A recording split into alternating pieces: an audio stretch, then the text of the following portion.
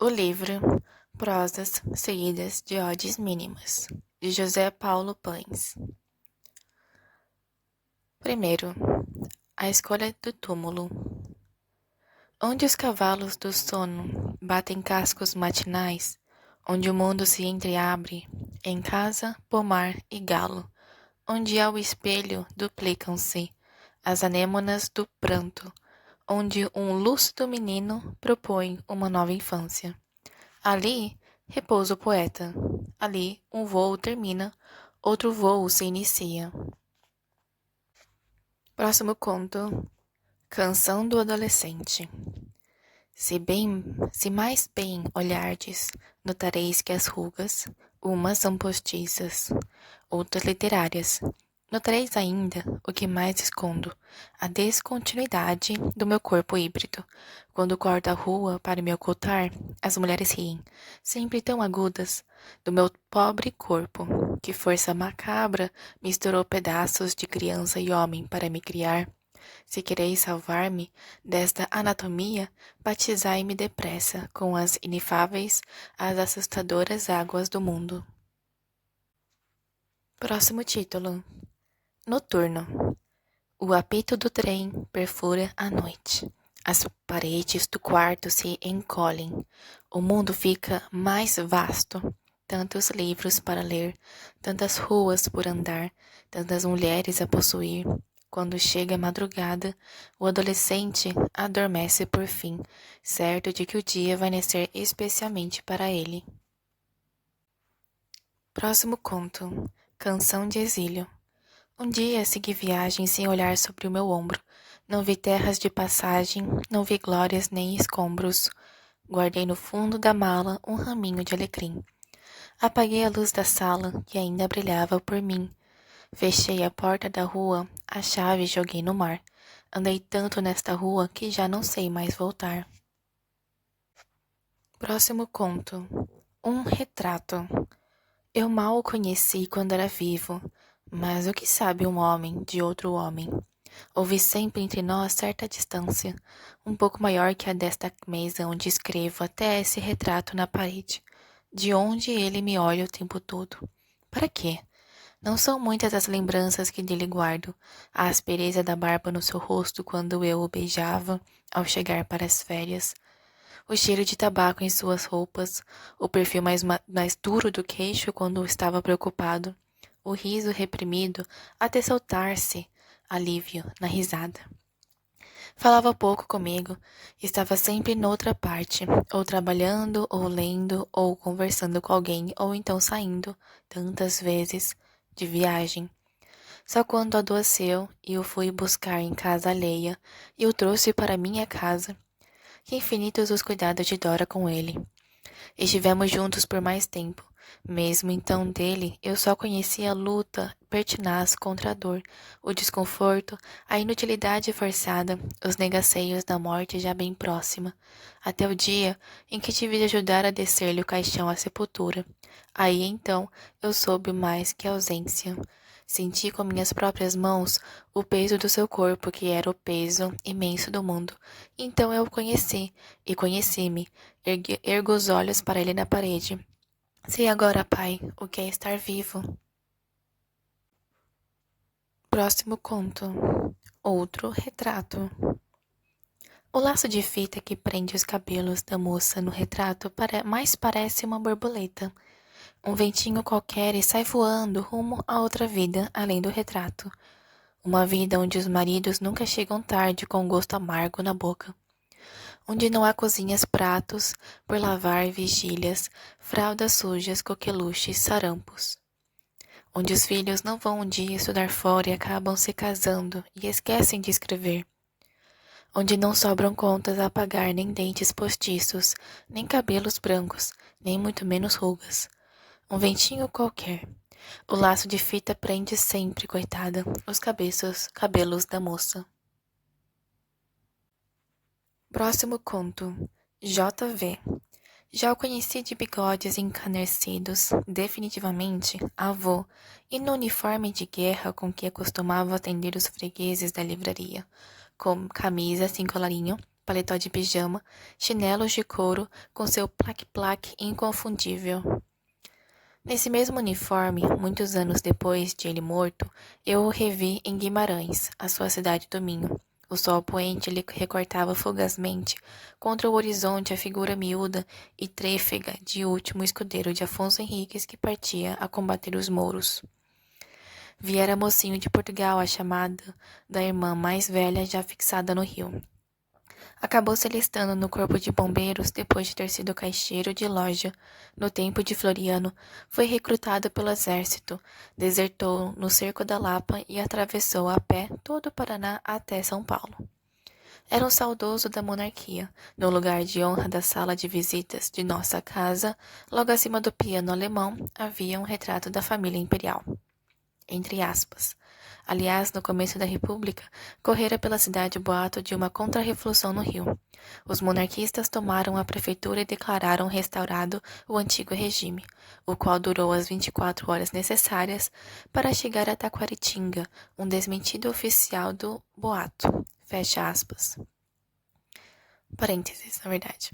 A livraria, papelaria e tipografia de JV disputava com a farmácia de seu Juca o prestígio do ponto de encontro das notabilidades locais, o vigário, o juiz e o delegado, a par de figuras menos notáveis. Como seu Lincoln, um velhote da fala branda e colete branco com quem minha avó implicava, sei eu lá por quê. Ela trocava às vezes por sal o açúcar do cafezinho que lhe servia a contragosto. Mas seu Lincoln nunca se deu por achado, já não vexar J.V. Falava-se de tudo na roda da livraria, principalmente de política. O fogo da discussão era mantido aceso pelas observações bem-humoradas de J.V., frutos de uma longa experiência dos desconchavos do mundo e dos homens. Nos anos de guerra, as atenções da roda se voltaram para os acontecimentos da Europa e do Pacífico. J.V. ouvia religiosamente o noticiário da noite no rádio das salas de visitas, mesmo depois de ter lido o jornal de ponta a ponta. Quando adoeceu gravemente e começou a delirar, queria por força descer da cama para ir matar o imperador Hirohito. Nós, os netos que nos revezávamos com seus filhos para o vigiar de noite, tínhamos dificuldade em contê-lo. Morreu antes do fim da guerra. Muitos anos depois, ao ler eu a notícia do falecimento de Hirohito, vi que ele não perdera por esperar. O último escudeiro de Afonso Henriques o tinha finalmente alcançado. Dona Zizinha. Próximo conto. Criara-se numa fazenda do estado do Rio. Lá de certo foi que ouviram, da boca de alguma ex-escrava, as histórias com que enchia de susto as noites de nossa infância. Ai, que eu caio, e caía numa perna. Ai, que eu caio, e caía num braço. Cultivava os seus próprios terrores. Verdureiro que lhe batesse a porta era despachado incontinente-se após um manhoso interrogatório. Ela descobrisse que tinha horta perto do cemitério, sepulturas e caveiras lhe davam asco invencível.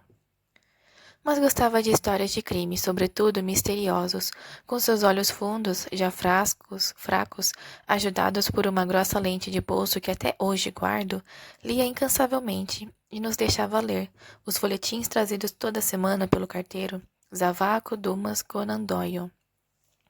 O avanço da surdez com o passar dos anos, o crescimento dos netos que já não tinham gosto pelas suas histórias ou folhetins, a impaciência dos adultos de conversar com ela a gritos, condenaram-na praticamente ao silêncio. Não se sentava mais à mesa conosco para as refeições.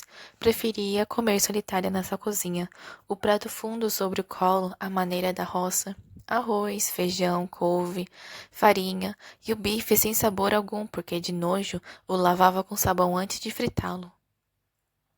Só se ia deitar depois de todos terem chegado, fosse a que hora fosse. Cerrava então as portas e as janelas com uma infinidade de chaves, trancas, ferrolhos, levando seu zelo ao ponto de prender pedacinhos de linha nos batentes. Às vezes, nós crianças, quando acordávamos mais cedo do que ela, rompíamos os fios da linha para nos divertir, com a sua muda perplexidade de supor violado de fora para dentro, ou vice-versa o seu castelo inexpugnável. Nele continuou a viver com a filha mais velha, também viúva, após a morte de J.V. e a dispersão do resto da família, cada qual para um lado. Por estranho que pareça, não consigo me lembrar da sua morte, nem do seu enterro, embora me lembre muito bem de todos os outros enterros da casa. Quem sabe nunca morreu, ela que tinha tanto pavor de cemitérios, quem sabe não voltou, sem que nós o percebêssemos, para a fazenda fluminense de onde viera, levando consigo os velhos folhetins que ninguém mais se interessava em ler, e as velhas histórias de assombração que já ninguém queria ouvir. Próximo conto. Um empregado. Sofria de bosse e tinha sotaque de caipira, que a voz fanhosa mudava num quase lamento mesmo quando ria. Na sua simplicidade havia algo de cerimonioso. Quando um de nós crianças lhe atravessava o caminho nos dias de lavar chão, ele gritava: "Foge, foge!" Porque "sai, sai!" ou "passa, passa!" só se diz a cachorro. Os frequentadores mais assíduos da livraria o tomavam como cabide de anedotas ou vítima de armadilhas. Por exemplo, enfiar às escondidas um pedaço de arame na banana da sua sobremesa para vê-lo assustar-se à primeira mordida. Era congregado mariano e usava sempre o distintivo da congregação na lapela do terno. Brim pardo dos dias da semana, casimira azul marinho dos domingos. Nas procissões ajudava a carregar o andor da Virgem. Certo aniversário levaram até o bar para comer doce e tomar guaraná, mas disfarçadamente misturado com cachaça. Depois de bêbado, arrastaram uma casa de mulheres, de onde ele saiu berrando a Deus que o livrasse de Satanás. Teve, não obstante, amores castos. Ficava de longe, namorando com olhos compridos as mocinhas da família que passeavam pelo jardim da praça, sem nada saber de sua silenciosa adoração. Depois da morte do meu avô, aposentou-se. De vez em quando ia visitar saudoso a livraria. Cheguei a vê-lo numa dessas vezes. Contaram-me há pouco tempo que morreu octogenário e desmemoriado num asilo de velhos. Deve estar agora lá em cima, sentado com um terno de casimira, à direita do senhor, olhando-lhe por sobre os ombros as 11.000 virgens que, à sua esquerda, ajudam a tornar menos monótono a eternidade dos justos. O próximo conto. Loucos. Ninguém com um grão de juízo ignora estarem os loucos muito mais perto do mundo das crianças que do mundo dos adultos? Eu, pelo menos, não esqueci os loucos da minha infância. Havia o elétrico, um homenzinho atarracado de cabeça pontuda que dormia à noite no vão das portas, mas de dia rondava sem descanso nas ruas da cidade. Quando topava com um poste de iluminação, punha-se a dar voltas em torno dele. Ao fim de certo número de voltas, rompia o círculo e seguia seu caminho em linha reta até o poste seguinte. Nós crianças não tínhamos dúvida de que se devia aos círculos mágicos do elétrico a circunstância de jamais falar luz em Taquaritinga e de os seus postes, por alto que fossem, nunca terem desabado. Havia também o João Bobo, um caboclo espigado, barbicha rala a lhe apontar do queixo, olhos lacrimejantes e riso sem causa na boca desdentada, sempre a escorrer de baba. Adorava crianças de colo. Quando lhe punham um nos braços, seus olhos se acendiam. Seu riso de idiota ganhava a mesma expressão de materna beatitude que me acostumara a ver, assustado com a semelhança, no rosto de virgem do alto mor da igreja. E havia finalmente o Félix, um preto de meia idade, sempre a resmungar consigo numa incompreensível monólogo. A molecada o perseguia ao refrão de Félix. Félix, morreu na guerra! Félix, morreu na guerra! Ele respondia com os palavrões mais cabeludos porque o refrão lhe lembrava que numa das revoluções a mãe o escondera no mato com medo do recrutamento, a ele que abominava todas as formas de violência. Quando Félix rechava lenha cantando no quintal de nossa casa e em briga de meninos, um mais taludo batia no menor, ele se punha a berrar desesperadamente: "Acuda! Acuda!" até uma adulta aparecer para salvar a vítima. Como se vê, os loucos de nossa infância eram loucos úteis. Deles aprendemos coisas que os professores do grupo e do ginásio não nos poderiam ensinar, mesmo porque, desconfiam, nada sabiam delas. Próximo conto. A casa. Vendam logo esta casa, ela está cheia de fantasmas. Na livraria, há um avô que faz cartões de boas-festas com corações de purpurina. Na tipografia, um tio que imprime avisos fúnebres e programas de circo. Na sala de visitas, um pai que lê romances policiais até o fim dos tempos. No quarto, uma mãe que está sempre parindo a última filha. Na sala de jantar, uma tia que ilustra cuidadosamente o seu próprio caixão. Na copa, uma prima que passa ferro todas as mortalhas da família. Na cozinha, uma avó que conta noite e dia histórias de outro mundo. No quintal, um preto velho que morreu na guerra do Paraguai rachando lenha. E no telhado, um menino medroso que espia todos eles, só que está vivo, trouxe-o até ali o pássaro dos sonhos. Deixem o menino dormir, mas vendam a casa, vendam-na depressa, antes que ele acorde e se descubra também morto. Próximo conto. A iniciação. Com os olhos tapados pelas minhas mãos, os dois seios de A tremiam no antegozo e no horror da morte consentida. De ventosas aferradas à popa transatlântica de B, eu conhecia a fúria das borrascas e a combustão dos sóis. Pelas coxas de C, tive ingresso à imemore caverna onde o meu desejo ficou preso para sempre, nas sombras da parede e no latejar do sangue, realidade última que segue e que ensurdece. Próximo conto. Nana para Glaura. Dorme como quem, porque nunca nascida, dormisse no hiato entre a morte e a vida. Dorme como quem nem os olhos abrisse para saber desde sempre quanto o mundo é triste. Dorme como quem cedo achasse abrigo, que nos meus desabrigos dormirei contigo. Próximo conto. O título Balancete. A esperança. Flor seca, mas, entre parênteses, acaso ou precaução, fecha parênteses, guardada entre as páginas de um livro. A incerteza, frio de faca cortando em porções cada vez menores a laranja dos dias. O amor, latejo de artéria entupida por onde o sangue se obstina em fluir. A morte, esquina ainda por virar quando estava quase esquecido o gosto de virá-las. Próximo conto. Prosa para Miramar. Rua Ricardo Batista, Bela Vista. Segundo andar? Eu já nem lembro. A primeira vez foi levado por Francisco na sua derradeira aparição entre nós como aluno e filho torto de Tarsila.